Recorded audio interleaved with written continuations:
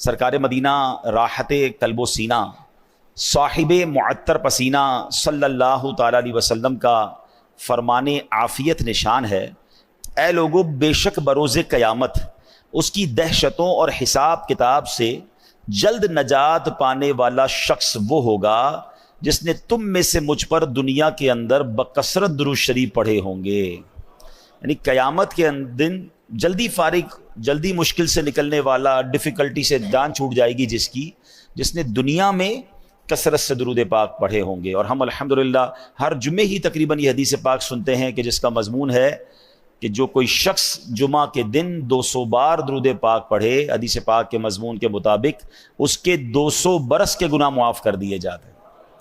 تو یہ خاص دن ہے، خاص گھڑیاں ہیں، کثرت سے درود پاک پڑھتے رہا کریں۔ آئیے مل کر محبت کے ساتھ باآواز بلند درود پاک پڑھ لیں۔ صلو علی الحبیب صلی اللہ تعالی علی محمد صلی اللہ علیہ وسلم۔ آج سے 5000 سال کم و بیش، بلکہ اس سے بھی زیادہ سالوں پہلے، 8 ذوالحجہ 7 اور 8 کی درمیانی رات تھی کہ اللہ کے خلیل حضرت ابراہیم علیہ نبینا علیہ الصلوۃ والسلام نے خواب دیکھا، اور خواب میں کوئی کہنے والا کہہ رہا تھا کہ اپنے بچے کو ذبح کرو۔ اب آپ بیدار ہوئے اور آپ سوچنے لگے کہ یہ اللہ کی طرف سے خواب ہے یا شیطان کی طرف سے کوئی اشارہ ہے۔ آپ ہیزیٹیٹ تھے، آپ کنفیوز تھے، سوچ و بچار کر رہے تھے۔ یوم الترویہ کہا جاتا ہے 8 ذوالحجہ کو۔ ترویہ کے معنی ہے سوچ و بچار، سوچ و بچار کا دن۔ 8 ذوالحجہ حضرت ابراہیم علیہ السلام سوچ بچار میں رہے، اس لیے اس کو یوم الترویہ کہا جاتا ہے۔ پھر 8 اور 9 کی رات، یعنی جس کو 9ویں رات کہتے ہیں، حضرت ابراہیم علیہ السلام نے پھر خواب دیکھا۔ پھر آپ کو خواب میں یہی بتایا گیا کہ آپ نے اپنے بیٹے کو ذبح کرنا ہے۔ اب آپ نے پہچان لیا کہ یہ اللہ کی طرف سے حکم ہے، یہ آرڈر اللہ کی طرف سے آیا ہے۔ اس لیے 9 ذوالحجہ کو یوم عرفہ کہا جاتا ہے۔ عرفہ کے معنی ہے پہچاننا، یعنی پہچاننے کا دن۔ لوگ حاجی 9 ذوالحجہ کو یوم عرفات میں جاتے ہیں، ہم یوم عرفہ کہتے ہیں۔ ایکچولی اس نام کی وجہ یہ ہے کہ حضرت ابراہیم علیہ السلام اس دن پہچان گئے کہ یہ اللہ کا حکم ہے۔ اور 10 ذوالحجہ کو یوم النحر کہا جاتا ہے، ذبح کا دن۔ تو یہ اس لیے کہا جاتا ہے کہ حضرت ابراہیم علیہ السلام نے اس دن حضرت اسماعیل علیہ السلام کو ذبح کرنے کا ارادہ کر لیا اور آپ چل پڑے ذبح کرنے کے لیے، اس لیے اس کو یوم النحر کہا جاتا ہے۔ ٹھیک ہے، پہلے یہ بات یاد رکھیے۔ اچھا، یہاں ایک میں شرعی مسئلہ بیان کر دوں کہ اگر آج کسی کو خواب میں کوئی ایسی بات آ جائے کہ اپنا بیٹا ذبح کر دیں یا فلاں چیز قربان کر دیں یا فلاں، یعنی یاد رکھیے ہم عام انسانوں کا خواب حجت اور دلیل نہیں ہوتی ہے۔ ہم میں سے کوئی بھی ایسا خواب دیکھ کر کوئی بھی ایسا کام کرے گا وہ گناہگار ہوگا۔ انبیاء کے خواب وحی ہوتے ہیں۔ ہمیں خواب میں کچھ بھی دکھ جائے، کوئی بھی آ کر کہہ دے، اگر وہ حکم شریعت سے ٹکراتا ہے تو ہم خواب پر عمل نہیں کریں گے۔ ٹھیک ہے نا؟ مثال کے طور پہ کسی کو اس کی مرحوم والدہ خواب میں آ جائیں اور وہ خواب میں آ کر کہیں کہ بیٹا نماز پڑھو، تو اچھی بات ہے بھائی، نماز پڑھے، صدقہ و خیرات دو، اچھی بات ہے، خواب میں آیا چلے دے دیں۔ ماں خواب میں آ کر یہ بولے بیٹا نماز نہ پڑھو، تو اب خواب نہیں مانیں گے۔ ہو سکتا ہے میں نے دیکھا کچھ تھا، سمجھا کچھ تھا۔ خواب میں تو ویسے بھی بہت ساری چیزیں دیکھ رہے ہوتے ہیں جو ہمیں بعد میں اٹھ کے سمجھ نہیں آ رہی تھی کیسے ہو سکتا ہے۔ تو آپ بات سمجھ رہے ہیں؟ تو اس واقعے کے بعد کوئی شیطان ہے نا، کسی کے دماغ میں یہ بات ڈال دے کہ جب حضرت ابراہیم کو خواب آیا تھا وہ بھی چلے بیٹا ذبح کرنے، ہم بھی چلتے ہیں۔ تو ایسا ہم انسانوں کے لیے، عام مسلمانوں کے لیے ایسا نہیں ہوتا، یہ بات سمجھ لیجیے گا۔ اچھا، اب ذرا سمجھیے گا، یہ کوئی چھوٹی قربانی نہیں تھی اور یہ پہلی قربانی بھی نہیں تھی۔ حضرت ابراہیم علیہ السلام کی سیرت میں اتنی قربانیاں ہیں اور ایسی قربانیاں ہیں کہ عقلیں حیران ہو جاتی ہیں۔ سب سے پہلے یہ سمجھنا ہوگا کہ حضرت ابراہیم علیہ السلام کو حضرت اسماعیل علیہ السلام ملے کیسے؟ آپ کے بیٹے ہیں نا، آپ کو پتہ ہی کتنی ایج میں حضرت اسماعیل علیہ السلام پیدا ہوئے۔ حضرت ابراہیم علیہ السلام کی عمر ہو گئی تھی 99 سال۔ وہ 99 سال کی عمر تک دعائیں کرتے رہے، یا اللہ بیٹا دے دے، یا اللہ بیٹا دے دے۔ اور دعا کیا ہوتی تھی؟ اسمع یا ایل، اسمع یا ایل۔ اس کے معنی کیا ہے؟ عربی زبان کا لفظ ہے اسمع، تو معنی بنے اے اللہ سن لے۔ اسمع معنی سن لے، اور ایل کے معنی یہ عبرانی زبان کا لفظ ہے، اس کے معنی ہے پروردگار، خدا، یعنی اے میرے رب، اے میرے پروردگار میری دعا سن لے۔ یہ پکارا کرتے تھے، اور تمنا کیا تھی؟ کہ اللہ مجھے بیٹا دے دے۔ 99 ایئرز کی ایج میں جا کے بیٹا ملا۔ اب یہاں ایک بات سیکھنے والی ہے حضرت ابراہیم کون ہیں؟ خلیل اللہ ہیں. خلیل کس کو کہتے ہیں؟ دوست کو، اللہ کے دوست. اور سرکار دو عالم صلی اللہ تعالی علیہ وسلم کے بعد اگر کائنات میں کوئی سب سے عظیم ہستی ہے، سب سے بڑی ہستی اگر نبی پاک کے بعد کوئی ہے تو وہ حضرت ابراہیم علیہ الصلوۃ والسلام. اتنا بڑا مرتبہ ہے اور اللہ کے دوست بھی ہیں اور اتنی دعائیں، مگر بیٹا نہیں ملا 99 سال تک. مجھے اور آپ کو کیا سیکھنے کو ملا؟ کہ جناب اللہ سے دعا مانگنی ہے مگر رب سے ناراض نہیں ہو جانا ہے، مایوس نہیں ہو جانا ہے. اگر نہیں مل رہا تو بھی راضی رہنا ہے. ہمارا پرابلم کیا ہے؟ 2 4 6 مہینے کوئی دعا کریں کام نہ ہو، ہیں یار دعا کرتا ہوں قبول ہی نہیں ہو رہی. مکے جا کے دعا کی پھر بھی قبول نہیں ہوئی، مدینہ شریف جا کے دعا کی پھر قبول نہیں ہوئی، فلاں بزرگ سے دعا کرائی پھر قبول نہیں ہوئی. لوگ کہتے ہیں جمعے کے خطبے کے درمیان دعا کرو، کتنے جمعوں سے دعا کر رہا ہوں قبول نہیں ہوئی. اللہ سے ہی شکوا ہے، اللہ سے ہی بھروسہ اٹھنا شروع ہو جاتا ہے. نہیں بھائی کچھ نہیں ہوتا، سنا ہی ہے، دعا قبول نہیں ہوتی. وہ اللہ کے خلیل ہیں اور 99 سال تک دعائیں کر رہے ہیں. کون ہے میرے اور آپ کے درمیان جو 99 سال سے دعائیں کر رہا ہے؟ اب اس پہ سیکھنے کو پتہ کیا ملتا ہے ان واقعات سے؟ کہ ہمیں اپنے رب سے مایوس نہیں ہونا. پہلے یہ بھروسہ کر لو نا کہ اللہ میرے لیے بہترین فیصلہ کرنے والا ہے. ہم سب کی ماں، سب سے زیادہ پیار ہم سے کون کرتا ہے؟ ماں کرتی ہے نا. ماں کے دل میں ممتا ڈالنے والا کون ہے؟ یعنی میری ماں مجھ سے پیار کرے یہ خیال اس کے دل میں ڈالنے والا کون ہے؟ اللہ نہ ڈالتا تو ماں پوچھتی بھی نا. ذرا آپ سوچئے، صرف ماں، انسانوں کی ماں کے دل میں رب نے نہیں ڈالا. یہ جتنے جانور ہیں ان کی ماں بھی اپنے بچوں سے ویسے ہی پیار کرتی ہے، جان دے دیتی ہے، لڑنے آ جاتی ہے، چاہے وہ بلی ہو، کتا، جو بھی جانور ہو. بچے کے لیے جانور بھی جان دینے کے لیے تیار ہو جاتے. کیوں؟ یہ اللہ نے خیال ڈالا ہے. اور اگر اچھا اب اس کی لاجک سمجھیں، اے ہائے میرے رب کی شان دیکھو. جب ہم پیدا ہوتے ہیں، ہم پیدا ہوں یا جانور کے یہاں بچہ پیدا ہو، کیسا ہوتا ہے؟ نازک سا، اس کی نہ ہمت نہ طاقت نہ چلنے جیسا قابل. اگر ماں باپ بچہ پیدا کرنے کے بعد بچے سے محبت ہی نہ کریں، خیال ہی نہ کریں، تو بچہ تو مر جائے گا نا. اس کو تو خادم چاہیے. آپ اگر غور کریں نا، بچے کے پیدا ہوتے ہی اس کو 2 خادم چاہیے ہوتے ہیں. ایک اس کے کھانے پینے، جس کو کہیں ورزش، مالش، صفائی ستھرائی کرنے والی ایک خادمہ چاہیے بچے کو، اور ایک اس کے لیے خرچ کرنے والا بندہ بھی چاہیے. اللہ نے کیسا انتظام کیا کہ ماں بچے کی باقاعدہ خادمہ بنتی ہے. اس کی گندگی بھی صاف کر رہی ہے، اس کو روز مالش بھی کر رہی ہے، اس کو کپڑے بھی پہنا رہی ہے.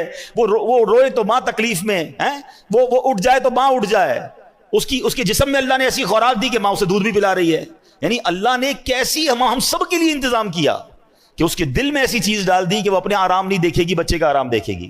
اچھا ماں سب کچھ کرے، پیسے ہی نہ ہو ماں کے پاس، تو بچے کو کپڑے کہاں سے پلائے گی، دوائیں کہاں سے دے گی؟ اب باپ کے دل میں رحم ڈالا کہ باپ اپنی جیب سے اپنی خواہشات کو مارتا ہے، اپنے بچے کی خواہشات پوری کرتا ہے. کیا شاندار انتظام میرے رب نے ہم سب کی پرورش کے لیے کیا. مگر اس سارے انتظام کو کرنے والا ہے کون؟ اللہ ہے نا. وہ کتنا پیار کرتا ہے ہم سے. پہلے یہ اطمینان کر لو کہ میری ماں سے کئی گنا زیادہ پیار میرا رب مجھ سے کرتا ہے. ٹھیک ہے؟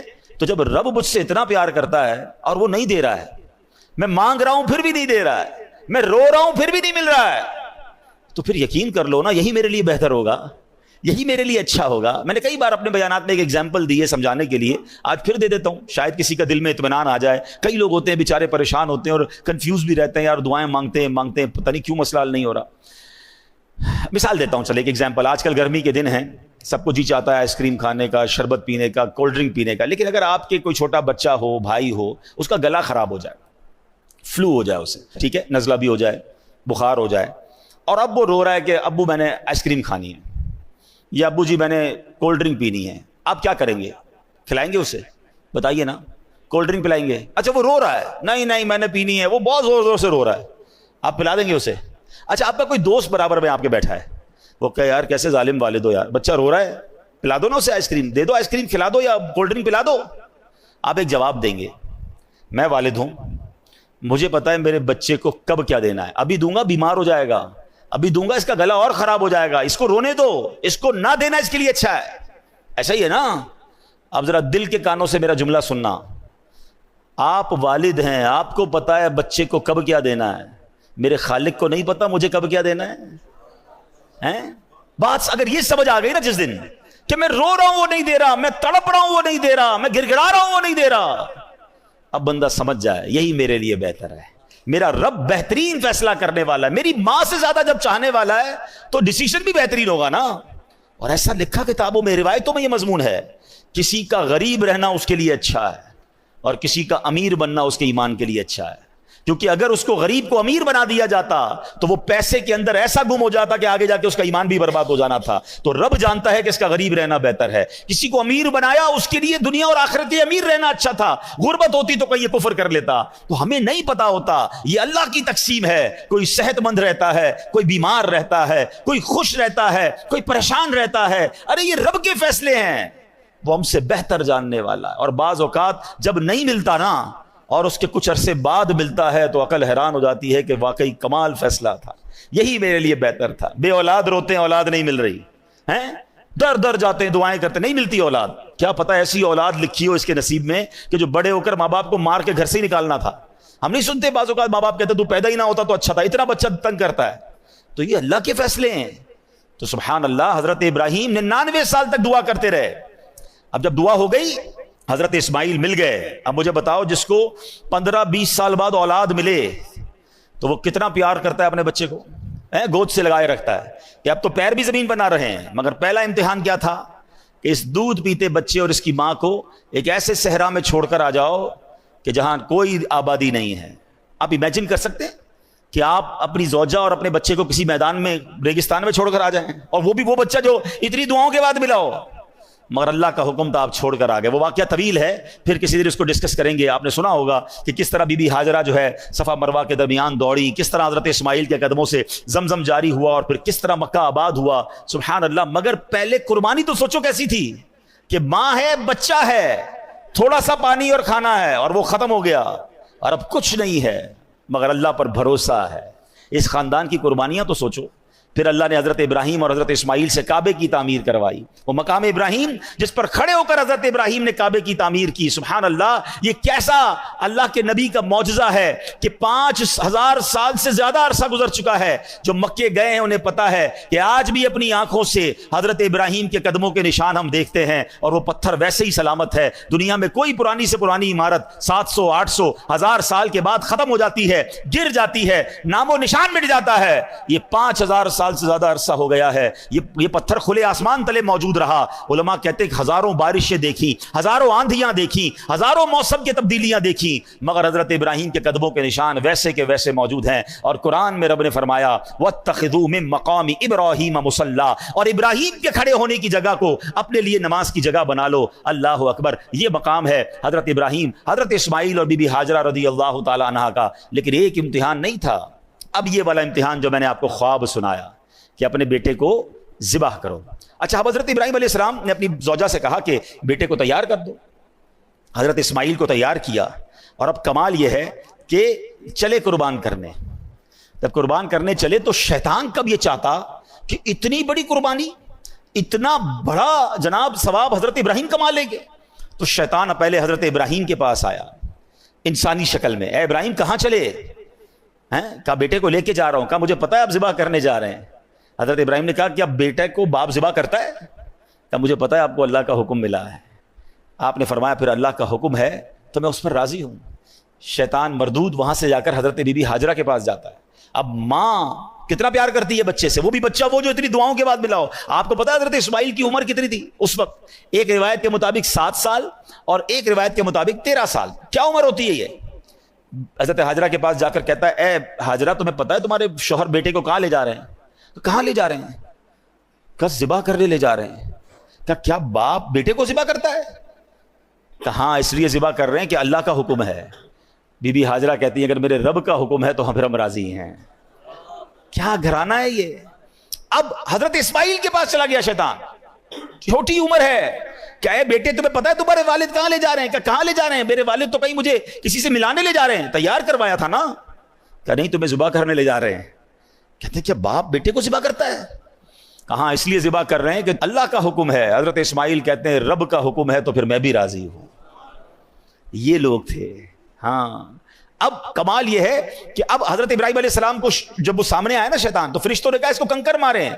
آپ نے ایک بار کنکر مارے، تھوڑا آگے گئے فرشتے نے کہا پھر کنکر مارے، آپ نے پھر پتھر مارے، پھر آگے گئے پھر کنکر مارے۔ یہ جو آج حاجی جمرات کی رمی کرتے ہیں، شیطان کو کنکر مارتے ہیں، اللہ نے حضرت ابراہیم خلیل اللہ اپنے خلیل کی وہ ادا ایسے باقی رکھی ہے کہ جب تک شیطان کو کنکر نہیں ماریں گے حاجیوں کا واجب ادا نہیں ہوگا. اللہ اکبر. پتا چلا کہ رب نے اپنے پیارے کی ادا کو کیسے باقی رکھا ہے.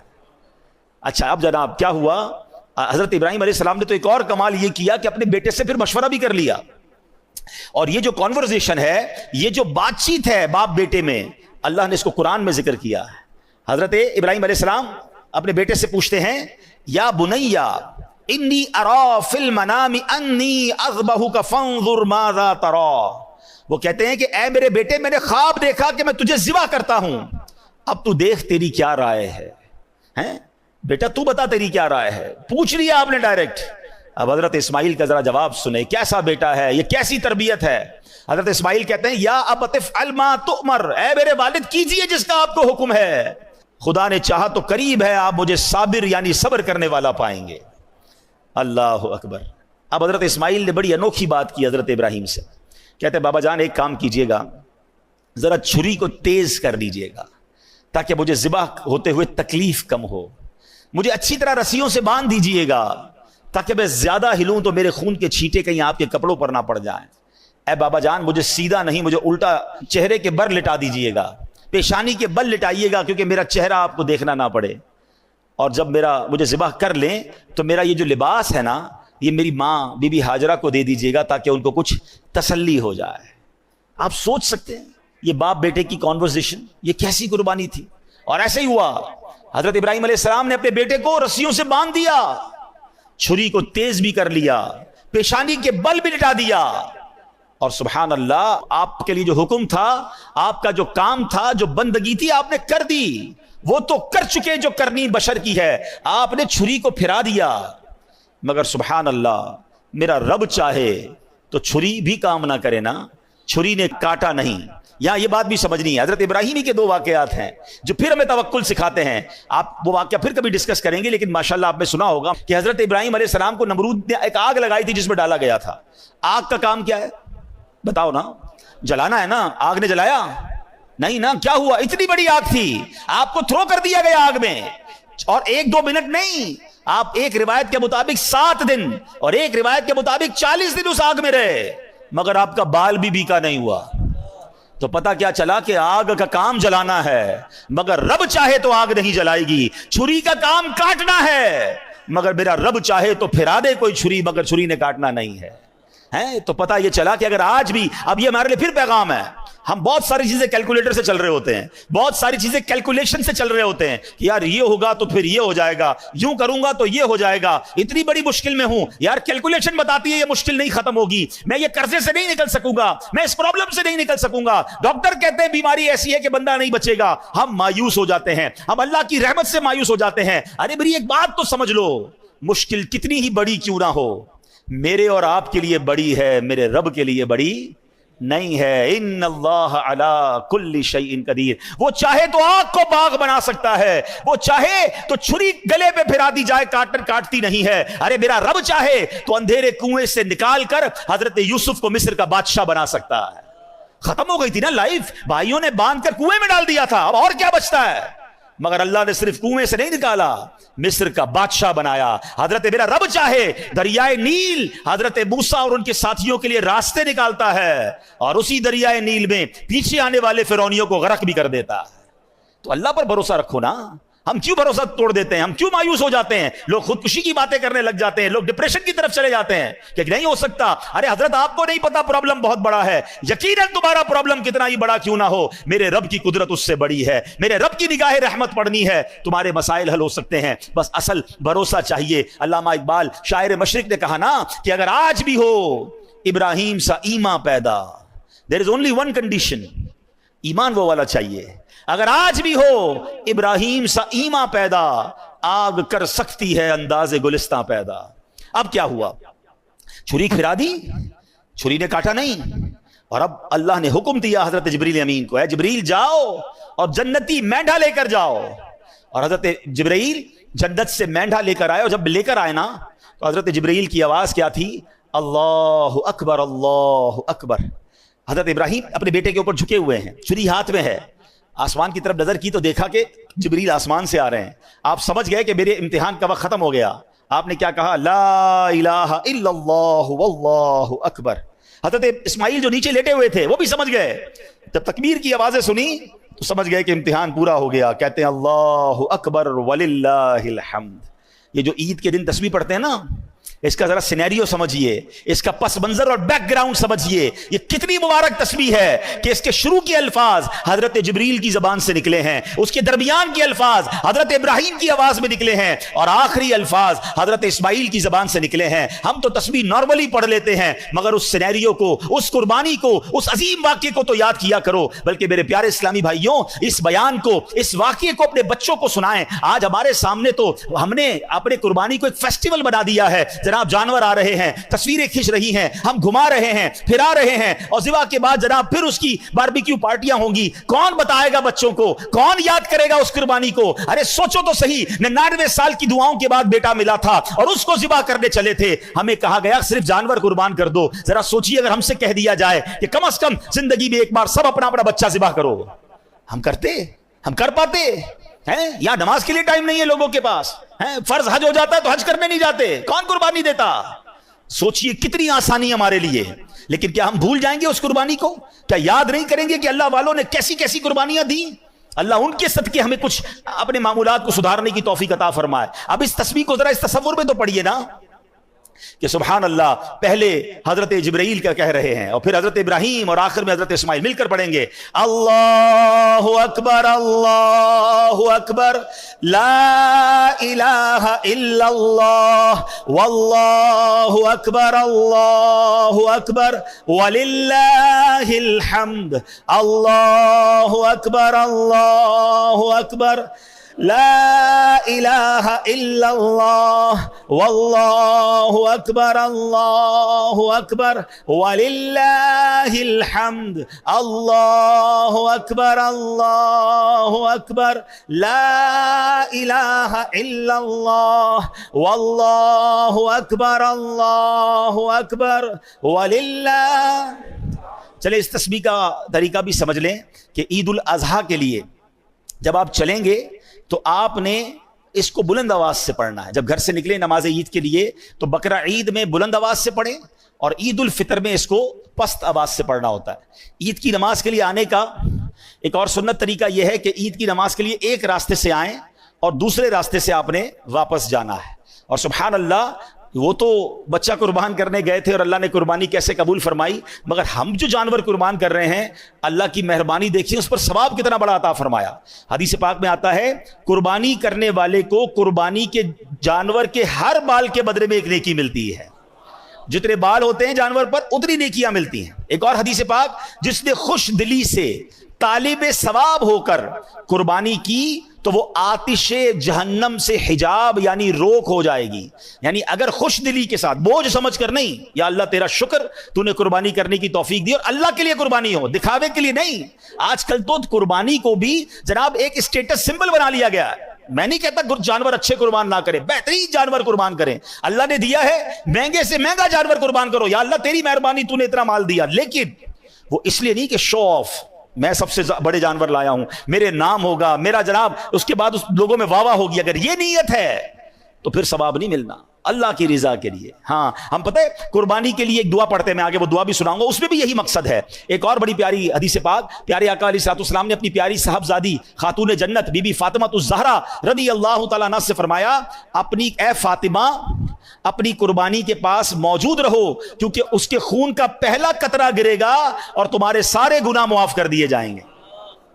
قربانی کے وقت قربانی کے پاس موجود رہنا ہے. ہاں اب یہاں یہ سمجھ لیجئے کہ قربانی کس پر واجب ہے، اور واجب ہوتے ہوئے اگر قربانی نہیں کرے گا تو پھر وہ گناہگار ہوگا.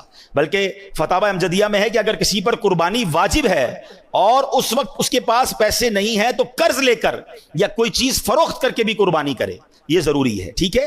اچھا واجب کس پر ہے اب یہ سمجھ لیتے ہیں کہ قربانی واجب ہونے کے لیے کتنا مال ہونا چاہیے. ہر بالغ مقیم یعنی مسافر نہ ہو، مقیم ہو، مسلمان مرد و عورت مالک نصاب پر قربانی واجب ہے. اب مالک نصاب کون ہوتا ہے؟ اصل چیز تو یہ سمجھنی ہے نا، عقل والا ہو، پاگل نہ ہو، بالغ ہو اور مقیم ہو. اب مالک کے نصاب کون ہے؟ مالک کے نصاب ہونے سے مراد یہ ہے کہ اس شخص کے پاس 52.5 تولہ چاندی یا اتنی ہی مالیت کی رقم یا اتنی مالیت کا تجارت کا مال یا اتنی مالیت کا حاجت اصلیہ کے علاوہ سامان ہو. آلموسٹ سمجھ لیں کسی کے پاس اتنے پیسے ہوں یا اتنا مال تجارت ہو, سونا چاندی ہو, یا اپنی حاجت اصلیہ ضرورت کی چیزوں سے زیادہ سامان ہو گھر میں یا کہیں پر, تو اب اس پر, اور جو اگر اس پر جو قرضہ ہو وہ مائنس کرنے کے بعد تو پھر اس پر یہ نصاب باقی رہے گا, تو یہ جناب قربانی اس پر واجب ہو جائے گی. قربانی کے دنوں میں اگر یہ اتنے پیسے ہیں تو اس کو قربانی کرنی ہوگی. اب اس میں ایک اور غلطی لوگ کیا کرتے ہیں, پورے گھر کی طرف سے ایک قربانی کر دیتے ہیں, ایک بکرا لے آئے. نہیں, ہاں اگر آپ مالک کے نصاب ہیں, آپ پر ہی قربانی واجب ہے تو پھر ٹھیک ہے, آپ ایک بکرا کر لیں یا قربانی بڑے جانور میں ایک حصہ کر لیں. لیکن اگر آپ پورے گھر والوں کی قربانی کرنا چاہتے ہیں تو پھر سب کا حصہ الگ الگ ہونا چاہیے. ایسا نہیں ہو سکتا کہ ایک بکرے میں 4 لوگ حصہ ملا لیں تو کسی کی بھی قربانی نہیں ہوگی. یاد رکھیے گا, ٹھیک ہے. بڑے جانور میں 7 حصے ہوتے ہیں, بلکہ یہاں تو میں مشورہ دوں گا جن کو اللہ نے نوازا ہے وہ اپنے گھر والوں کی, اپنے بچوں کی بھی قربانی کریں. نابالغ بچوں کی قربانی واجب نہیں ہے, مگر اللہ نے دیا ہے تو کرنی چاہیے. ہاں بالغ افراد کی قربانی کریں گے, آپ اپنی زوجہ کی کر رہے ہیں, اپنے بالغ بچوں کی کر رہے ہیں, بھائی بہنوں کی کر رہے ہیں, والدین کی کر رہے ہیں, تو ان سے اجازت لینی ضروری ہوگی کہ بھائی آپ کی قربانی میں کر رہا ہوں. اجازت لیں گے تو پھر ان کی قربانی ہو جائے گی. یا پھر انڈرسٹوڈ ہے ان کو کہ بھائی ہر بار آپ ہی کرتے ہیں, ان کو سب کو پتا ہے ہماری قربانی بھائی ابو کرتے ہیں, تو پھر بھی انڈرسٹوڈ ہے تو ٹھیک ہے. اچھا, اسی طرح ایک اور قربانی میں ہم نے بات ذہن میں رکھنی ہے کہ قربانی میں اگر کوئی عقیقے کا حصہ بھی ملانا چاہتا ہے, وہ سمجھتا ہے کہ میرے پاس ایک حصہ ایکسٹرا ہے, اگر کسی کا عقیقہ باقی ہے تو وہ بھی کیا جا سکتا ہے. قربانی میں مشورہ یہ دوں گا کہ اگر جس کو اللہ نے وسعت دی ہے تو سرکار دو عالم صلی اللہ تعالی علیہ وسلم کے ایصال ثواب کے لیے بھی قربانی کرے. آپ کو پتا ہے مینا میں ہمارے آقا مدینے والے مصطفیٰ صلی اللہ علیہ وسلم جب حج فرمایا تھا تو اپنی امت کی طرف سے قربانی کی تھی. ہمارے آقا ہمیں نہیں بھولے, تو ہمیں بھی اللہ کرے کہ آپ کے پاس وسعت ہو تو اپنے جانور کا, جو اپنے گھروں میں جتنے جانور آئے جو سب سے بہترین جانور ہے, سب سے زبردست, وہ میرے آقا کے نام پر قربان کریں. کروں تیرے نام پہ جاں فدا, نہ بس ایک جاں دو جہاں فدا, 2 جہاں سے بھی نہیں جی بھرا, کروں کیا کروڑوں جہاں نہیں. ہمارا جو کچھ ہے اللہ کی عطا سے ہمیں ملا ہے, نبی پاک کا صدقہ ملا ہے, تو ان کے نام پر. اچھا, پھر آپ اپنے مرحوم والدین کے لیے, دادا دادی کے لیے, جس کا حصہ ملانا چاہتے ہیں, غوث پاک کے مرید ہیں تو غوث پاک کے نام پر کریں. جس کو اللہ نے جتنی وسعت دی ہے تو یہ حصے بھی اس میں ڈالنے چاہیے, اس میں بھی انشاءاللہ آپ کو برکت ملے گی اور یہ ثواب ملے گا. اچھا, اب قربانی کی جو دعا ہے یہ بڑی کمال کی دعا ہے, اور اس دعا میں بھی بڑا زبردست میسج ہے. اللہ کرے کہ ہم یہ دعا کر لیں. 1-2 غلطیاں لوگ کرتے ہیں قربانی کے وقت, وہ بھی سن لیں. چھری کو پہلے سے تیز کر لیں, جانور کو لٹا کر اب چھری تیز ہو رہی ہوتی ہے, اس سے جانور کو تکلیف ہوتی ہے. جانور کو بھی, قربانی کے جانور کو بھی تکلیف نہیں دینی چاہیے. لوگ پہلے جانور گرا دیتے ہیں اور پھر گھسیٹ کر قبلہ رخ کرتے ہیں, یہ بھی اسے تکلیف دینا ہے, بلکہ اس کو پہلے سے قبلہ رخ معلوم کر کے اسی رخ پہ گرایا جائے تاکہ اب اس کو گھسیٹا نہ جائے. اچھا, اب جناب جو دعا ہے, کیا خوبصورت دعا ہے. انی وجہت وجہی للذی فطر السماوات والارض حنیفا وما انا من المشرکین ان صلاتی و نسکی و محیایا و مماتی للہ رب العالمین. میری فیورٹ دعاؤں میں سے یہ دعا ہے. جو الفاظ ہے نا قرآن کے, آئے ہے, اللہ کرے میں اور آپ اس کے مصداق بن جائیں, ایسے ہی بن جائیں. کیا معنی ہے؟ ان صلاتی, بے شک میری نماز, و نسکی, کیا فرمایا کہ میری نماز, اور پھر فرمایا میری قربانیاں, و محیایا و مماتی, میری زندگی اور میری موت, للہ رب العالمین, سب اللہ کے لیے. اللہ کرے ہماری قربانیاں بھی اللہ کے لیے, ہماری نمازیں بھی اللہ کے لیے, ہماری زندگی بھی اللہ کے لیے, ہماری موت بھی اللہ کے لیے ہو.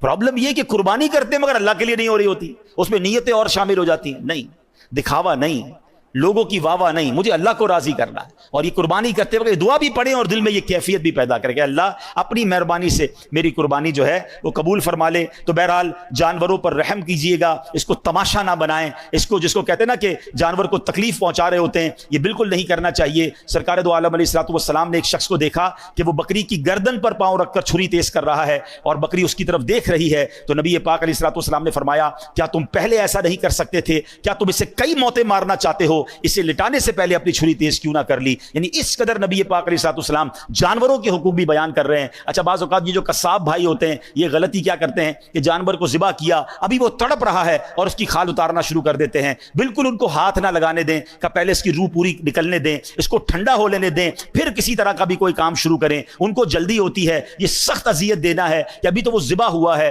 اس کو ٹھنڈا ہو لینے دیں. جب بالکل آپ کو لگے کہ اس کی روح نکل گئی ہے, وہ ٹھنڈا ہو گیا ہے, اب اس کو جناب اس کا جو بھی دوست وغیرہ یا خال وغیرہ پر کام کرنا ہے وہ کریں، تو یہ بھی آپ نے قصاب سے یہ معاملہ کرنا ہے۔ آخری بات کہہ دوں، جو ایک بڑی غلطی لوگ کرتے ہیں کہ جب جانور کو ذبح کرتے ہیں، یاد رکھیے جانور کو ذبح کرتے وقت جو بھی ذبح کرے گا اسے بلند آواز سے بسم اللہ اللہ اکبر پڑھنا ہے۔ جان بوجھ کر نہیں پڑھے گا تو وہ جانور ذبح ہی نہیں ہوگا، حلال ہی نہیں ہوگا، ٹھیک ہے۔ اب اس میں غلطی کیا ہو رہی ہے کہ لوگ کہتے ہیں ذرا ہم بھی چھری گھمائیں گے۔ اچھا، ہم ہوتے اناڑی ہیں، ہمیں ویسی چھری گھمانا آتی نہیں ہے، تو اگر آپ نے چھری آپ نے بھی ہاتھ لگایا ہوا ہے یا آپ بھی ساتھ ذبح کر رہے ہیں، 2 افراد یا 3 افراد، تو سب مل کر پھر بلند آواز سے بسم اللہ اللہ اکبر کہیں گے۔ ایک نے کہا اور ایک نے نہیں کہا تو یہ درست نہیں ہے۔ جتنے لوگ ذبح میں شامل ہیں، جو ذبح کرنے میں شامل ہیں، ان سب نے تکبیر بلند آواز سے پڑھنی ہے۔ اچھا، اب بدقسمتی سے کراچی میں ایک بڑا مسئلہ ہے کہ کئی لوگوں کے منہ میں پان گٹکا ہوتا ہے، اور یہ قصاب بھائی بھی بعض اوقات کھا رہے ہوتے ہیں، تو پہلے چیک کر لیں بھائی کہ اگر ان کے منہ میں پان گٹکا ہے تو ان کی تو آواز ہی نہیں نکلے گی، اور ہم لاکھوں روپے کا جانور لے کر آئیں اور وہ ذبح صحیح ہوا کہ نہیں ہوا، تو پانی وانی پلا دیں، پہلے ان کو چائے پلا دیں تاکہ منہ ان کا صاف ہو جائے، اور ان کو بھی بار بار کہیں کہ آپ نے ذبح کے وقت بلند آواز سے تکبیر پڑھنی ہے، اور اگر آپ ساتھ ذبح کر رہے ہیں تو آپ بھی تکبیر پڑھیں۔ اللہ کریم سے میں دعا کرتا ہوں رب کریم سب کی قربانیوں کو اپنی بارگاہ میں قبول فرمائے۔ آخر میں عرض یہ ہے، قربانی ضرور کیجئے، اللہ کے لیے کیجئے، مگر اپنی قربانی کی کھالیں دعوت اسلامی کو دیں۔ دعوت اسلامی جو دنیا بھر میں دین متین کی خدمت کر رہی ہے، لاکھوں لاکھ حافظ اور علماء بنا رہی ہے، تو اس بار اپنی قربانی کی کھالیں، دعوت اسلامی کو دیں۔ ایک آخری بات اور کر لیتا ہوں کہ دیکھیں، لاکھوں روپے کی قربانی کرتے ہیں تو چند 100 روپے خرچ کر کے، 1-2 ہزار روپے خرچ کر کے اس کی صفائی بھی کروا لیں۔ ہیں لاکھوں روپے کا جانور ذبح کیا، روڈ پہ اپنا گوشت اندر لے گئے، سارا خون اور ساری جو علائش گندگی ہیں وہ لوگ روڈ پہ چھوڑ جاتے ہیں، اور جناب اس سے بیکٹیریا پھیلتے ہیں، اس سے جراثیم پھیلتے ہیں، اس سے تعفن ہوتا ہے۔ اتنی خوبصورت سنت ابراہیمی ہے، مگر 1-2 دن بعد گلیوں سے بدبو آ رہی ہوتی ہے۔ تو کتنی عجیب بات ہے، جب آپ لاکھوں روپے جانور پر اور ہزاروں روپے کسائی کو دے سکتے ہیں تو بھائی صفائی کرنے والے کو بھی 1000 روپے دے دیں کہ بھائی یہ پوری روڈ یا پورا علاقہ اچھے طریقے سے صاف کر دو، یہ میرا وطن ہے، یہ آپ کا وطن ہے، یہ سڑکیں بھی ہماری ہیں، یہ محلے بھی ہمارے ہیں۔ تو پلیز ایسا نہ کریں، اس بار اپنی قربانی ضرور کیجئے۔ تو جہاں جہاں پاکستان میں آپ قربانی یا دنیا میں کریں، جانور ذبح کرنے کے بعد اس کی بقیہ علائشوں کی صفائی کی ذمہ داری بھی ہماری ہے۔ ہم حکومت کو برا بھلا کہتے ہیں، جناب ان کی گاڑیاں نہیں آئیں، وہ کیا کریں گے، کتنی جگہوں پر جائیں گے؟ ہم خود اپنا خیال رکھیں نا، اپنا گھر صاف کر لیا، روڈ خراب کر دی، تو روڈ کو بھی صاف کریں، تو انشاءاللہ اس کا بھی اجر ملے گا۔ اللہ پاک عمل کرنے کی توفیق عطا فرمائے۔ صلو علی الحبیب۔